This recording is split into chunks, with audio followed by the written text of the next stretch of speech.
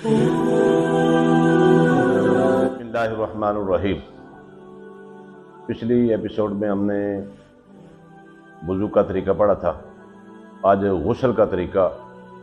غسل کرنا ضروری ہے، اب کیسے کریں گے غسل؟ اور غسل کے بغیر خواہ مرد ہو یا عورت اگر وہ زندگی گزارے گا تو جنب کی زندگی ہوگی، تو جب جنبی بندہ رہے تو اس کے ساتھ شیاطین آ جاتے ہیں۔ پاک صاف رہنا اللہ رب العزت کی بارگاہ میں بڑا مقبول ہے، اور غسل جو ہے اس کا طریقہ بڑا عام فہم ہے، لیکن ہمیں معلوم نہیں ہوتا کہ کون سی چیز ہم نے کہاں کی ہے، وہ جو کی ہے وہ کس حکم میں تھی، فرض تھی، سنت تھی، واجب تھی۔ اس لیے ہمیں یہ پتہ ہونا چاہیے کہ جو ہم کام کر رہے ہیں وہ کیا ہے، وہ غسل کے اندر اس کی حیثیت کیا ہے، وہ فرض کی حیثیت رکھتا ہے، سنت کی حیثیت رکھتا ہے، نفل کی حیثیت رکھتا ہے، مستحب کی حیثیت رکھتا ہے، کون سے حکم میں آتا ہے۔ آج ہم غسل کے 3 فرائض پڑھیں گے اور ساتھ غسل کا سنت طریقہ پڑھیں گے کہ غسل سنت طریقے سے کیسے کیا جاتا ہے۔ پہلے تو سب سے پہلے اگر سردیوں کا موسم ہو تو بعض گھروں میں یہ اہتمام ہوتا ہے کہ پانی جو ہے وہ ٹب وغیرہ میں یا بالٹی وغیرہ میں رکھ کے گرم پانی کے ساتھ غسل کرتے ہیں۔ تو ایک تو یہ بہت بڑی احتیاط کرنی ہے کہ جب پانی لینا ہے تو پانی کے اندر خشک ہاتھ نہیں ڈالنا ہے۔ اگر اس پانی کے اندر جنبی خشک ہاتھ چلا گیا تو وہ پورے کا پورا پانی مستعمل ہو جائے گا۔ مستعمل کا معنی ہے استعمال شدہ۔ اب اس پانی کے ساتھ غسل نہیں ہو سکتا، اگر کریں گے تو وہ ناپاکی ہی ہوگی، بندہ پاک نہیں ہو سکتا ہے۔ پہلی تو یہ بات ذہن میں رکھنی ہے کہ جب بالٹی یا ٹب وغیرہ میں پانی استعمال کرنا ہے تو وہ آپ نے پہلے اس کے اندر خشک ہاتھ نہیں ڈالنا ہے، ہاتھوں کو اس طریقے کے ساتھ دھونا ہے کہ وہ آپ کے ہاتھ ٹب میں نہ جائیں، کسی ڈلو سے یا برتن سے اس پانی کو آپ الگ سے استعمال کر کے اپنے ہاتھوں کو پہلے تر کریں، اپنے ہاتھوں کو صاف کریں، اس کے بعد اپنے پانی کا لیول چیک کرنا ہے، اس کا ٹمپریچر چیک کرنا ہے، آپ نے اس کو کسی بھی طریقے سے پانی کو دیکھنا ہے کہ نہانے کے قابل ہے، ٹھنڈا ہے، گرم ہے، تو مستعمل نہیں ہونے دینا پانی کو اسی طرح جو ہے وہ ٹھیک رکھنے کے لیے پانی الگ سے اپنے ہاتھ جو ہے وہ اپنے پہلے سے دھو لینے ہیں، وہ بیر دھو لیں، ٹوٹی پہ دھو لیں، یا جس طرح بھی آپ نے کرنا ہے اس طرح وہ دھو لیں۔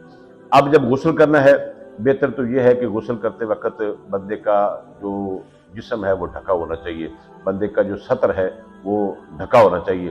اب اگر غسل خانے میں بھی کریں، کپڑے اتار بھی دے تو گناہ نہیں ہے، لیکن فضیلت اسی میں ہے اور تقویٰ اور یہی ہے کہ بندہ جسم جو ہے وہ ڈھانپ کر اپنا غسل کرے۔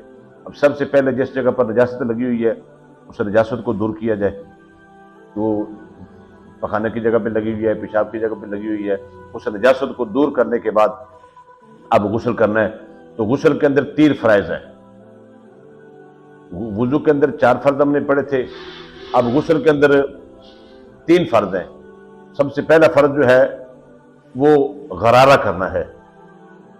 بس اوقات ایسے ہوتا ہے کہ بندہ منہ میں پانی لیتا ہے اور کچھ کر کے نیچے ڈال دیتا ہے، اس طرح غرارہ نہیں ہوتا۔ غرارے کا مطلب یہ ہے کہ منہ میں پانی ڈالیں اور اچھی طرح سے منہ اوپر کر کے کر کے اچھی طرح غرارہ کر کے، تو تاکہ پانی جو ہے وہ حلق کی نیچے والی سطح پر پہنچے، تو اس 3 مرتبہ غرارہ کرنا۔ ایک مرتبہ پانی لینا ہے، اس کو باہر پھینکنا ہے غرارہ کر کے، پھر دوسری مرتبہ، پھر تیسری مرتبہ، 3 مرتبہ غرارہ ہو گیا۔ اب دوسرا جو فرض ہے وہ ناک میں پانی چلانا ہے۔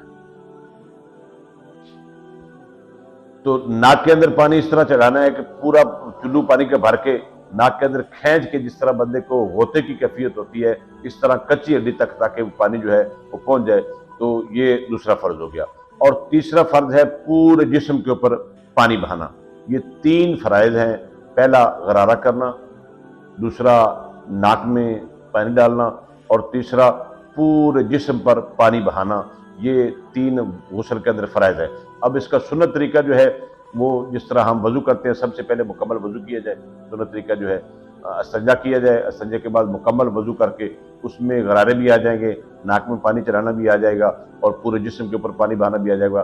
اور جسم کا کوئی، جس طرح وضو کے اندر ہم نے 4 فرض پڑھے تھے، اور ان 4 فرضوں میں سے اگر مثال کے طور پہ کونیوں کو دھونا ہم نے پڑھا تھا کہ فرض ہے، تو کونیوں کے اوپر اگر ایک بال بھی خشک رہ گیا تو وضو نہیں ہوگا۔ اسی طرح اب پورے جسم کا دھونا جو ہے غسل کے اندر فرض ہے، پورے جسم پر پانی بہانا غسل کے اندر فرض ہے۔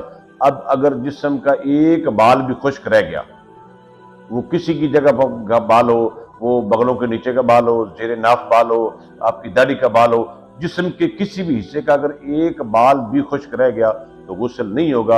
اگر غسل نہیں ہے تو پھر آپ کی نماز بھی نہیں ہے، آپ کا روزہ بھی نہیں ہے، کچھ بھی نہیں ہوگا، کیونکہ جو طہارت ہے وہ رب کائنات کے پیارے حبیب کریم صلی اللہ تعالیٰ علیہ وآلہ وسلم نے ارشاد فرمایا ہے، الطہارۃ والنظافۃ نصف الایمان، کہ پاکیزگی اور صفائی جو ہے یہ ایمان آدھا ہے۔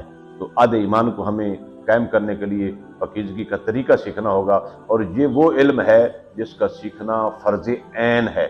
اگر کوئی بندہ نہیں سیکھتا تو وہ بندہ گناہ گار ہے۔ اللہ رب العزت ہم سب کو صحیح طریقے پر اپنی